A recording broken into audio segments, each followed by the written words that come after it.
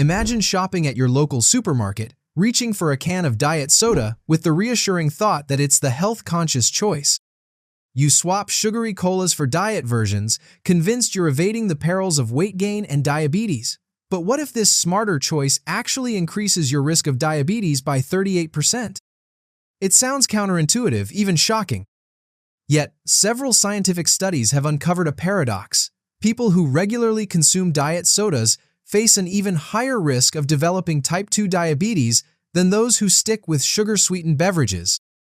How can this be? How could the zero-calorie promise of diet soda become a silent culprit in the diabetes epidemic?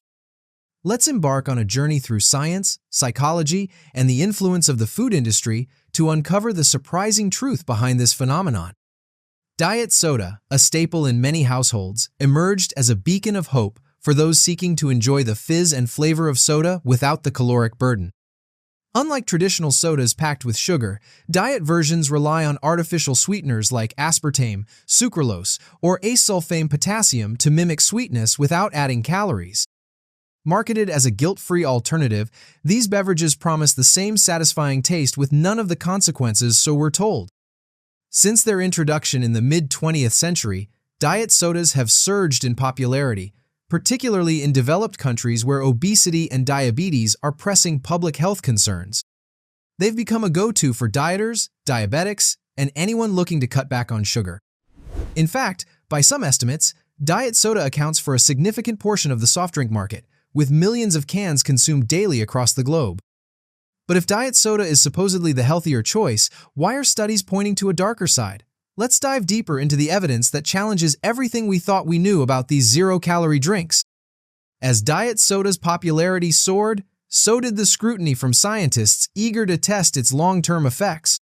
Over the past decade, a wave of studies has painted a concerning picture, with one landmark 14-year investigation in Australia tracking over 36 adults revealing that consuming just one can of diet soda daily could elevate the risk of type 2 diabetes by 38% compared to those who rarely indulged.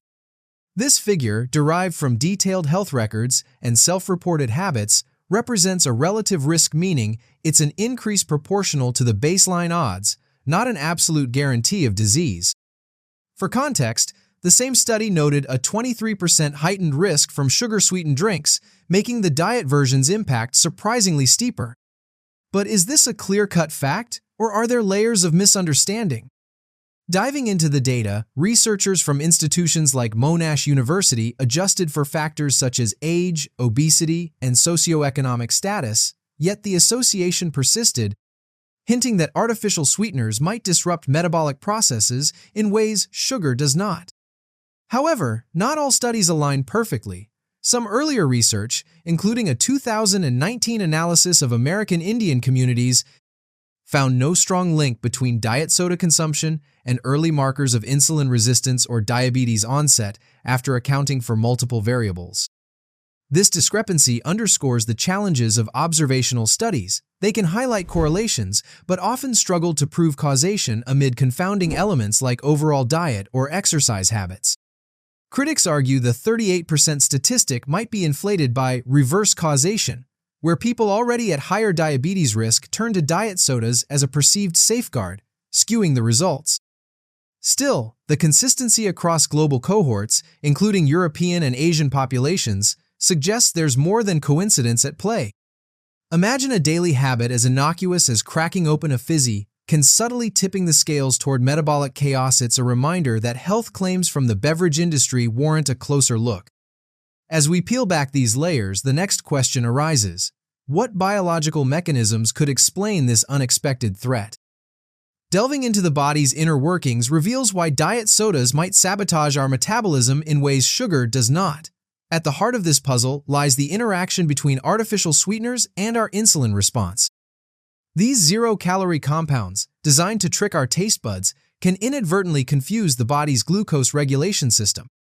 For instance, sweeteners like sucralose have been shown to trigger a spike in insulin levels, even without actual sugar entering the bloodstream, potentially leading to insulin resistance over time.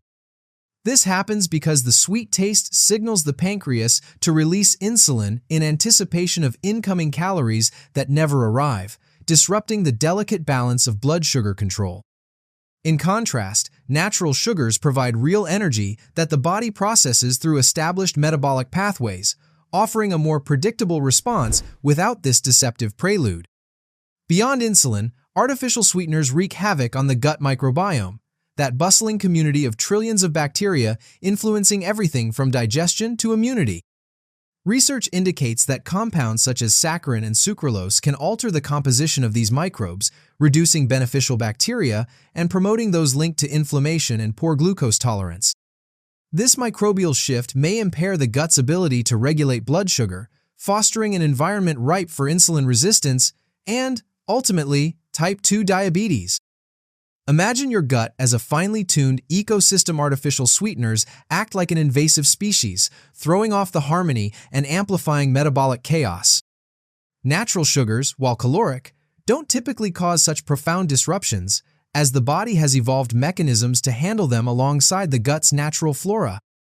Compounding these effects, artificial sweeteners may enhance glucose absorption in the intestines by upregulating transport proteins, ironically making the body more efficient at pulling in sugar from other sources. This could explain why diet soda drinkers sometimes experience worse glycemic outcomes than those consuming sugary drinks. The artificial option primes the system for overload without delivering the expected caloric payoff. While not all studies agree, with some showing minimal direct impact on blood sugar in isolation, the cumulative evidence points to a biological betrayal. What seems like a harmless swap might quietly reprogram our metabolism toward dysfunction.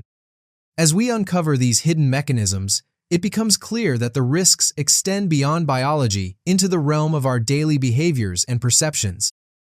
The risks tied to diet soda aren't just rooted in biology, they're deeply intertwined with how we think and behave. One of the most intriguing culprits is the phenomenon known as compensation bias. When people choose diet soda, they often feel they've earned a free pass to indulge elsewhere, rationalizing an extra slice of cake or a larger portion at dinner because they've saved calories on their drink. Studies, including behavioral research from Purdue University, have shown that diet soda drinkers tend to consume more overall calories than those who opt for water or even sugar-sweetened beverages, as the zero-calorie label creates a false sense of dietary security. This subconscious trade-off undermines the very purpose of choosing diet options, potentially contributing to weight gain and heightened diabetes risk over time. Equally concerning is how artificial sweeteners may perpetuate or even intensify a craving for sweetness. Unlike natural sugars, which satisfy the brain's reward system with a clear caloric input, artificial sweeteners deliver intense sweetness, often hundreds of times stronger than sugar without the accompanying energy. This mismatch can leave the brain unsatisfied, driving an increased desire for sugary foods and drinks to fill the gap.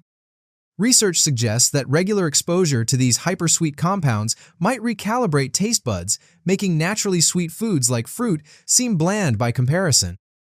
Picture someone sipping diet soda daily, only to find themselves reaching for candy or pastries more often, trapped in a cycle of amplified cravings that natural sugars might not provoke to the same degree. Real-world anecdotes bring this to life. Consider the case of a middle-aged office worker who switched to diet soda to cut calories, only to notice they started snacking more frequently on chips and cookies during breaks, a pattern echoed in surveys of diet beverage consumers. This behavioral ripple effect, paired with the illusion of healthiness promoted by clever marketing, sets a trap.